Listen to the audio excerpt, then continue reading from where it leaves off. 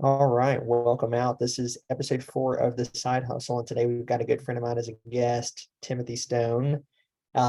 Tim Stone and I, we met a couple years back. We are actually going to college together at the same place, same time, and he was just different. He stood out. I could tell that the kid was focused on, becoming successful and had a vision for his life more than just getting a degree, which was pretty uncommon for a lot of folks in our scenario. And so him and I connected. We've stayed friends, and excited to have him on today, kind of pick his brain a little bit about his businesses, what he's working on, and yeah, bring some value to you guys. So Tim, welcome out. Yeah, thank you for having me. I am excited and ready to just jump right into it. Let's go. Yeah, man. Well, before we jump right into the side hustles and the businesses, and I follow you on Instagram, and I see you're always traveling, always, you're hanging out with an Andy Frisella or Grant Cardone or whoever, JD, obviously. And so, but before we jump into, some of the different moves you're making professionally in your business, I'd be curious to find out, man, just what's your story, kind of from day one? What encouraged you to kind of go down this entrepreneurial route? And, what brings you here today, right? What's Tim Stone's background? Yeah, that's a good question. And it's kind of funny because I don't really know what made me do what I do. I do remember kind of the start of it was when I was maybe 14 or 15, just getting started in high school. My dad came across the book Rich Dad, Poor Dad, which is kind of the start to a lot of other entrepreneurs and real estate investors' story is that book. And it really just changes your mindset on working for money and making your money work for you and building assets instead of liabilities. So just that mindset kind of changed his life. And I was at the age where I was interested in that. I read the book as well. And, I'm like, well, I just need to figure out how to get some money now. Um, Really one of my first, I was constantly having ideas, trying to start online businesses, spend a couple $1,000s in online courses when all I had was a couple $1,000s. So like spent everything on online courses, didn't make any money there. I do remember the first business that made any money on my 17th birthday. I went to the Nike store, bought myself a couple pairs of shoes that were on sale. And I was like, got home and just thinking, hey, these are probably worth more than I paid. I bet someone would buy them from me. So I put them on Facebook Marketplace. Someone bought them from me the next day. I made like $150 profit, combined between the three. So I took that money, went straight to the shoe store, bought some more. And I kind of got into flipping sneakers for a little bit just to make some money. That was my first real business that at least made a profit, didn't lose everything on. Yeah, I love it, man. Mhm. Did you just stick with the Nikes, or did you ever get into the like flipping Yeezys and the more I guess in demand type tennis shoes? A little bit. I bought some of those with the money kind of for myself with like the plan to flip them, and I never did. I still have them actually.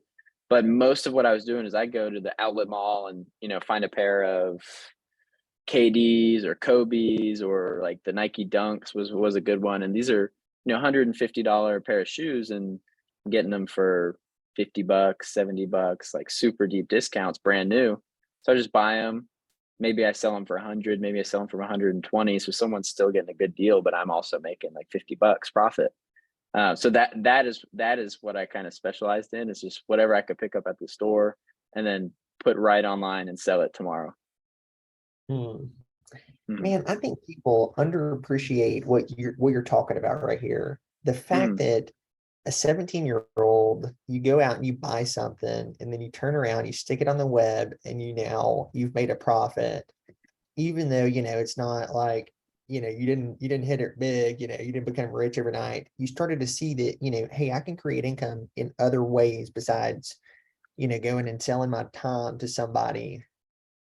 And so I think Exactly. that, dude, I've heard like Gary V. I think Gary V got into like flipping at yard sales, and I've heard of so many different stories of folks doing some of these same things, and so that's actually really cool, man. And so when Mhm. we met, I seem to remember your business you're working on at the time having something to do with real estate photography. Exactly. Could Yeah. you talk So more about that? yeah, definitely. So at the time, my parents had a real estate vacation rental company. They were managing people's Airbnbs basically. in Blue Ridge, Georgia.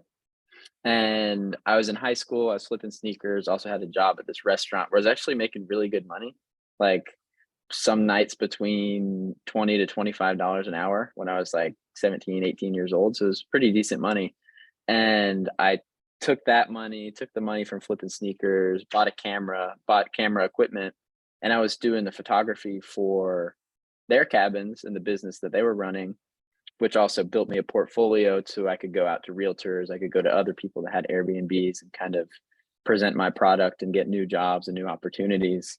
So then once I graduated, moved to Chattanooga for the University of Tennessee at Chattanooga, I had a business set up, had a portfolio, just kind of started networking at real estate events and got some clients there. And that's how I was paying for college. So I was paying cash for college by myself, and just on the weekends after class, I go do a photo shoot for $200.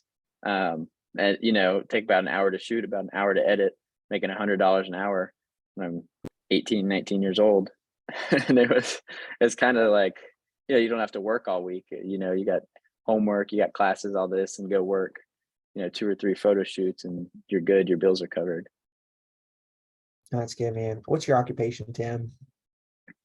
Right now, it's a lot of things. So I own a real estate investment company. We've got some rental properties in Chattanooga. Also personally own some rental properties. And then my partner on the real estate, JD Frost, he owns a CPA firm and a whole bunch of other, I think he's got like 20 companies. But the main thing is the CPA firm, the tax strategy, doing taxes for business owners and entrepreneurs, saving them as much money as possible so they can use that money to continue to grow their wealth. That's kind of the idea. So and we can kind of get into how I got into that role, but eventually people may see where I'm going with this. I dropped out of college, had a lot more free time. So I kind of came on, I'm now a manager on the business development team. So it's sales, it's building relationships, it's networking with business owners, connecting them with different opportunities.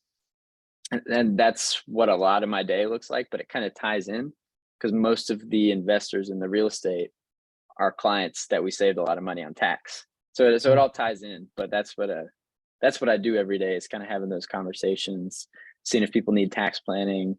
It is sales, but it's more facilitating decision making. It's like you need this, like I see all these opportunities where you're missing out on tax savings. We'll help you with it. We'll work with you all year. Just got to sign the DocuSign. Yeah, That kind of stuff. man. So yeah. Very cool. It sounds like you're getting great experience. Absolutely. Mm-hmm. Good. I'd be curious to know, how'd you meet? And for the listeners that don't know JD Frost, I've seen JD Frost over the past couple of years being just, I think he's reaching that stage in his career where he's just taken off, man. He's built a lot of momentum. He's taken off. He just released his first book, The Life Ledger. I just got me a copy of it too. I currently have, got it right here. I got it right here. I have the digital copy. Yeah, that's right. But I have like a handful of books that, like, I had 2 come in last night, that I've got. So it's on the list, right? But he's just taken off. And so I'd be curious to know kind of how you met him and how that relationship has developed. You working under him, kind of studying under him, if I'm reading that correctly. And just some of the fruit you've seen in that relationship is having him as, an advisor, teacher, mentor, boss, whatever you want to call him. Yeah, all of the above. So kind of how that started is, I had my business, moved to Chattanooga at UTC, and I was part of this amazing scholarship program. There's only 20 students. We all lived in the same hall. They handpicked our professors for us. They would bring someone in to either speak to us or bring us to another business around town, just to get new connections, be exposed to new businesses, new opportunities, really to set up our careers. And I mean, like, second or third week of school, they had JD Frost come speak to us, kind of built the connection there. And then my advisor, Jacqueline, from the program, she was like, you need to meet this guy, you need to talk to him, definitely get connected with him. So I met him at the door when he got to the university. I walked him in, very engaged in his speech, like definitely wanted to make an impression. And we kind of stayed in touch. He's big on Instagram. So just, Instagram DM here and there. I guess he kind of knew who I was. And we were talking one night during COVID, I had a real estate internship lined up, and it just completely fell apart because they didn't know what was going to happen. It was very early stages, and I was asking if he knew of any real estate opportunities, any people he could connect me with. He just calls me right away, and he's like, "Dude, I think I know exactly what you want to do. Like, we're gonna buy real estate. We're gonna do this thing. Like, let's just do it." So then, like 8 days later, moved back to Chattanooga, and we um, started our company. We didn't know exactly what we were gonna do, just formed the LLC, and we're like, we're gonna do real estate. And at first, we kind of tried wholesaling, and I was out there driving for dollars, looking at houses that people may want to sell that are neglected, like tall grass in the yard, boarded up windows, and trying to track down the owners to see if they want to sell the house. What we would do is get that under contract, get a good price, get them what they want for it, and then also we would take that contract and sell it to an investor for a little bit more. It's called wholesaling real estate. So that's what we tried to do. Didn't really turn out too well. Learned a lot, learned a ton about real estate. But then we had some opportunities come up to actually buy some apartments. And then it was about 6 or 7 months in, and we ended up buying a 48-unit apartment complex in Chattanooga. So that was our first real deal. I love it, man. Very Mm-hmm. cool. Very cool. And I'd imagine because of him, uh, have you been able to tap into his network to help, leverage his connections to help get you ahead, to help learn, things like that? Mm-hmm. Yeah, absolutely. And even so, that real estate deal came directly from his relationships. A broker he knew, had a good relationship with, had done business with in the past. This deal in particular was too small for him. So he said, "Hey, this is a good deal, 48 units. You guys can take it down.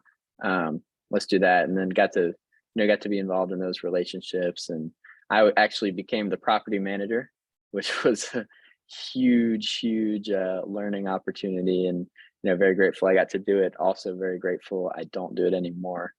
Um, Plenty of stories there if you want to go into that. Yeah, for sure, man. It's funny. I'm reading, I'm audiobooking right now, Grant's latest audiobook, The 10X Mentor, and really interesting. If you hadn't checked it out, man, well Mm, worth the listen. I don't know if he's put out a print copy of it yet, but it's just kind of some of his insights, through COVID, and it's his story. Obviously, it's all his, philosophy. Not a lot has changed, but I have noticed that some of his, he is leaning more towards. I mean, he's just seems more ethical and more down to earth than he's ever seen. He's quoting Matthew out of the Bible and stuff. It's very interesting, a mm, very interesting side of Grant that I hadn't seen before. But he talks about this television show where he goes in and he has to build some business. I don't know, on Discovery Channel or something. Has to build $1 million yep. business in 90 days. Undercover Have you billionaire. seen it? Yeah, I saw it. Yeah. Okay, I haven't seen it, but he talks about it. And he talks about the fact that, like, without even using his real name, he goes in and through the connections, making the right connections and using their name and their network, he's able to grow this massive, like, $5 million business. And so it's Mm, just interesting, man, just the power of leveraging, connections, but not leveraging to take advantage of them, leveraging to, help. And it's just cool seeing you do that, man, at a young mm. age, for sure. You're what, 23? I just turned 22 last Me month. too. Okay, Yep. cool.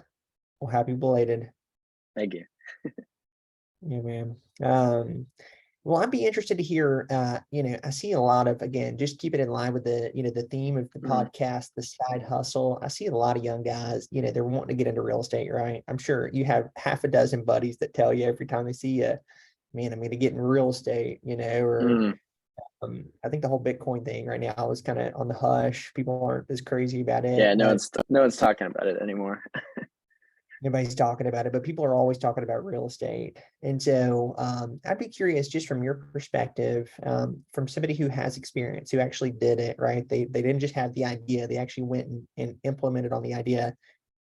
What's like the biggest mindset difference in the person that just always sits around and thinks about good ideas and maybe just talks about the good ideas, and maybe they have a good job, man, working for a good company that maybe has something to do with real estate. They have a good title, but like, what's the difference between that person and the person that actually goes out there and gets in the weeds, makes the connections, makes the calls, puts down contracts and offers, and, actually goes out there and does it? Like, what's the fundamental mindset difference that you see Mm.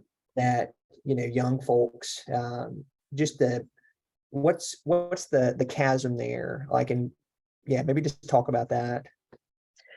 There's a few things I kind of found, and one of them is like if you want to make any serious amount of money, you've got to be willing to lose money. So that's one of the things. It's like you just got to do it. Invest in the courses, or invest the time into learning, or the time into doing, with the expectation that you could lose money or you could make a lot of money. And it's okay either way. But the big thing for me to actually get to the point of doing it was being surrounded by people that do it, going to real estate investment networking events, like meeting people who are real estate investors, taking them to lunch, talking to them.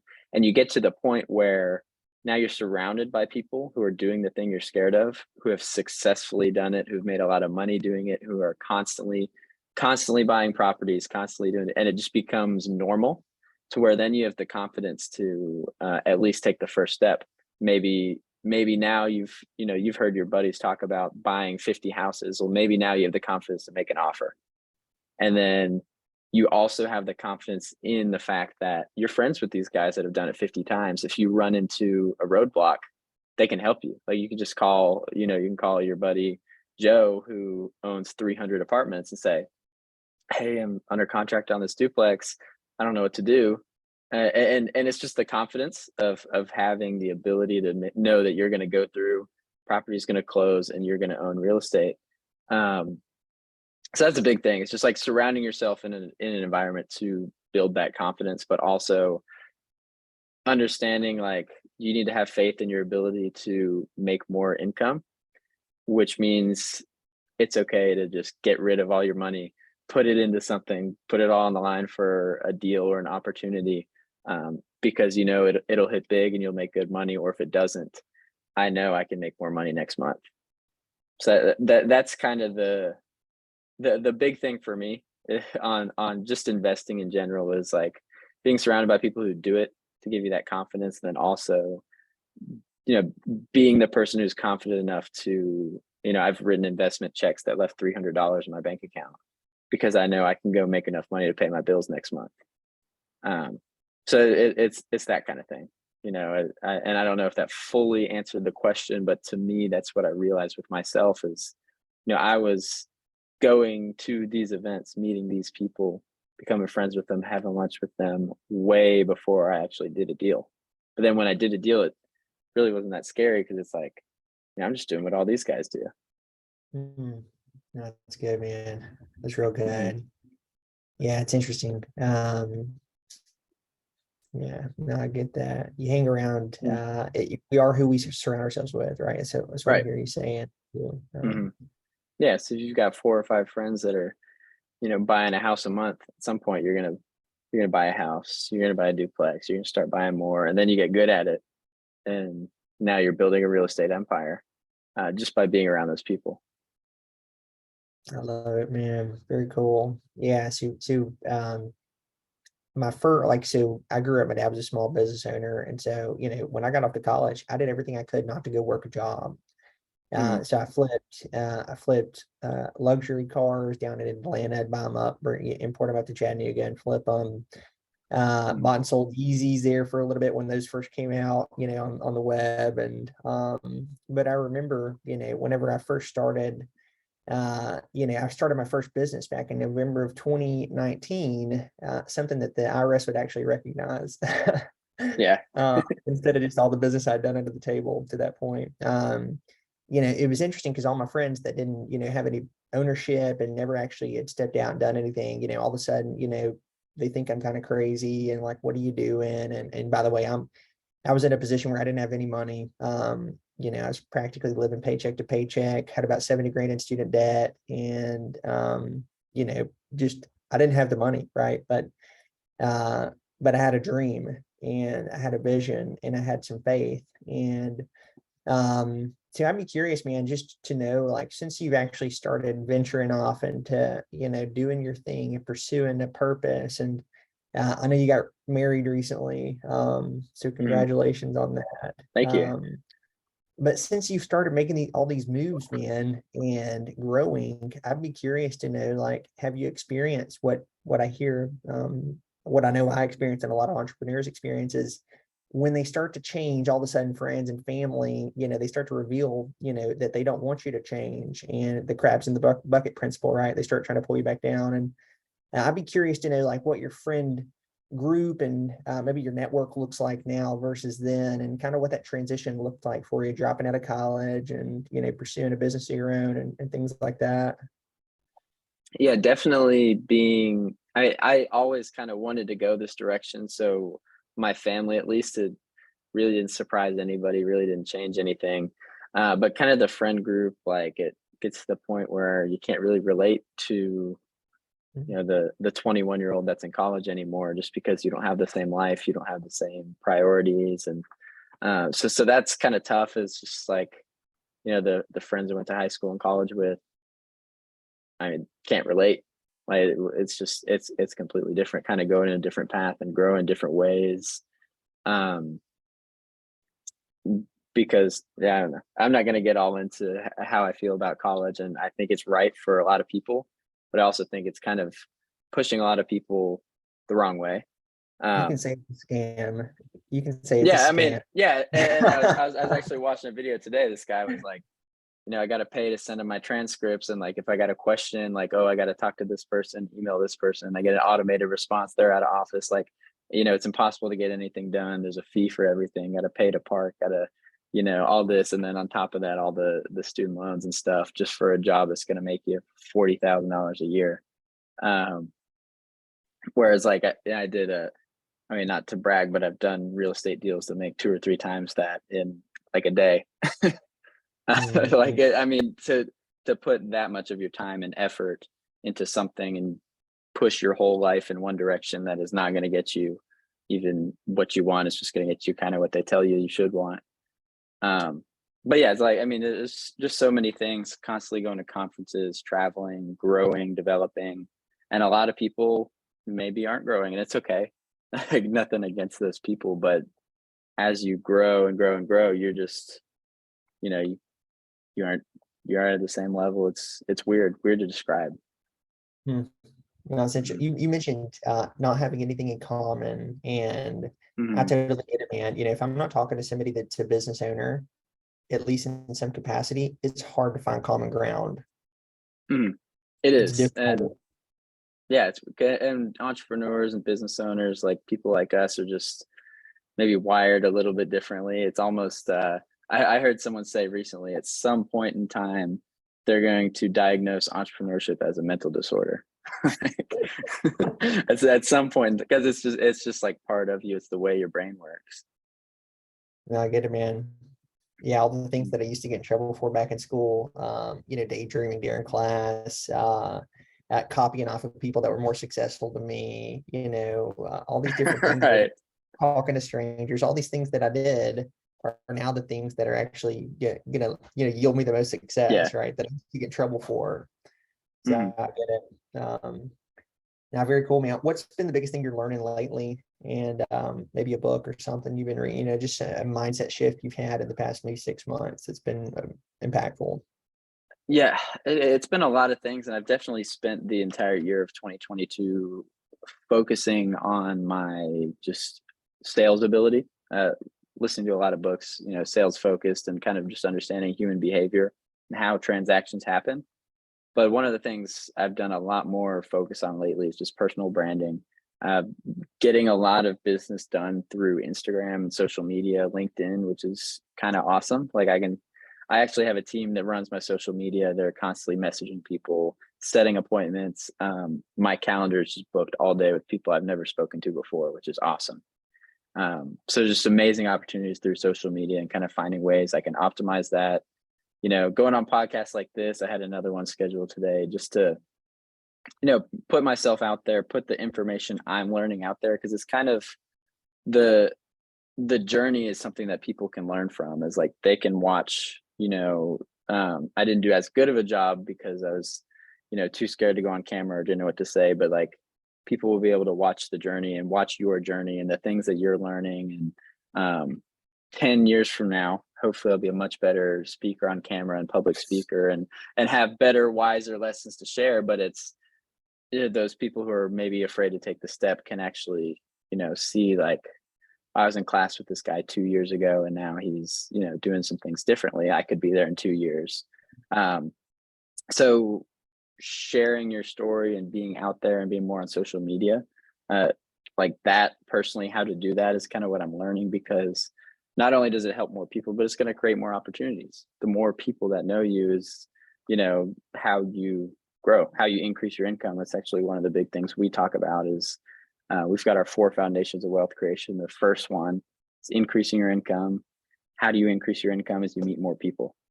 So that's really what I'm trying to do, is meet more people, build a bigger network, provide value to where that, it makes sense for a transaction to happen, for money to exchange hands and actually do something, provide a service, because knowing a bunch of people, we say your network is your net worth. That doesn't mean knowing a bunch of people. It means providing value. Right. Typically, sometimes, not every time, it's not all about this, but a transaction happening between you and your network is where you can actually make money, which is your real net worth. So it's kind of that's what I'm working with, learning a lot about recently. That's good, man. Yeah, I've seen you past year, dude. I've seen you do a lot of reached out to you about like who are you using to do editing on your videos. And in fact, by the way, I connected your contact to a buddy of mine who's a venture capital lawyer who just started his firm this year. Just the other day, your guy, I never used him, but like I connected him with a buddy of mine I was grabbing lunch with. And so that's awesome. Yeah, he's a good editor, so definitely. But you're right, man. I think I heard it said like this, that good friend or bad friends cost you money, right? They just, they suck your money. I had guys like this in college that called me up, man, let's go to this bar, or dude, like, let's throw in and buy some of this stuff, that I shouldn't mention on camera or whatever. Yeah. And they cost me money and they cost me energy and, all these things. But good friends call you up and they say, hey, I have a way where we can both make money. Those are good friends, and those are good people to have in your network. And contacts turn into contracts. Yeah, absolutely. So, and another thing I wanted to mention, just kind of what I've been doing personally, investing wise. One of the guys on our team, Matt Dyer, talks about this, and is just having a separate bank account that you're putting money into. I do every week, putting money into this bank account every week, to where it kind of pools up. It's like a bucket for investing. Once that money leaves my personal account, it's gone. Like I'm not going to get it back. It's not, when I want to buy a car, I can just go get that. Like it's going to fill up that account to a certain point, and then I'm going to make an investment. Or if another opportunity comes up, I'm going to make that investment, and that money's already emotionally, mentally gone. So I'm free to invest it however I want. And then the part that I just had a conversation with him yesterday, piecing together, is a lot of his investments are more passive interest monthly, interest that's paid monthly. So he'll have it paid back into that account.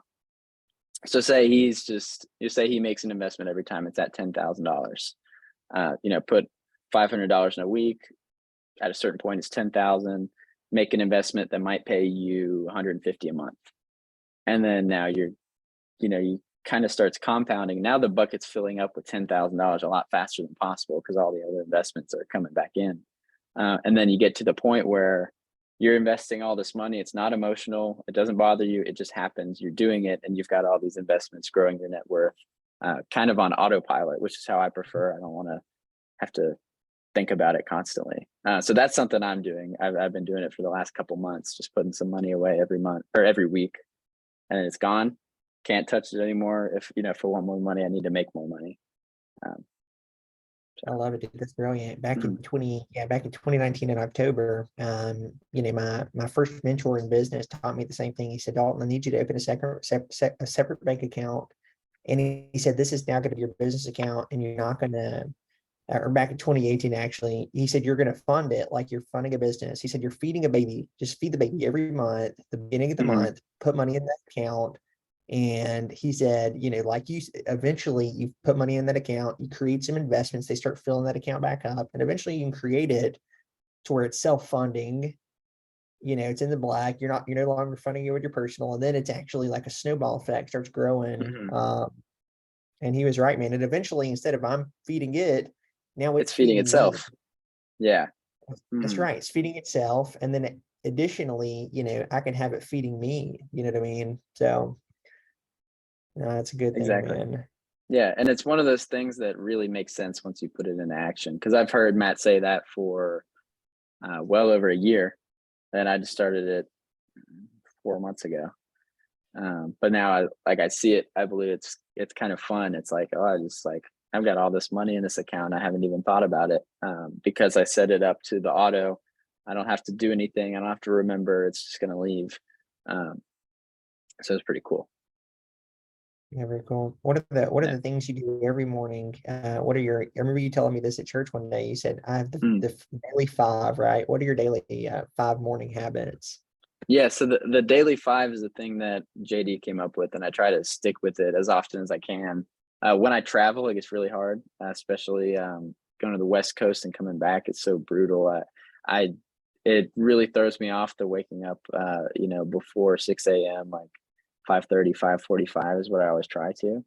And I've been traveling a lot the last couple months, so I'm not doing it very well. But it's the daily five is beat the sun up, write your goals down, train some sort of skill. We do Cardone University sales training every day. It's a devotional or a Bible study or read a book, whatever it is for you, and then work out. So that's daily five. You do those five things, first thing in the morning. This just sets you up with 5 wins. Five things all of us at least kind of want to get done every day. But now it's a thing. It's a thing you can do, which is going to make it more likely for you to do it. I love it. So, I love yeah. it. Cool. Well, very Mm. cool, man. Any big plans for 2023? Uh, everything's big plans. Nothing specific. We're definitely trying to buy a lot more real estate come 2023.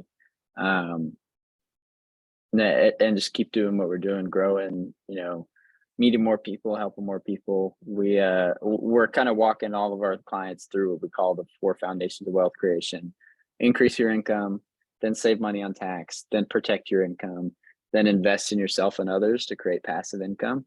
So it's just like the more people we can kind of help with that is just we've had some amazing results with our clients, which is like kind of crazy. Even at the lowest level, we've just got a program where we meet on Zoom twice a month.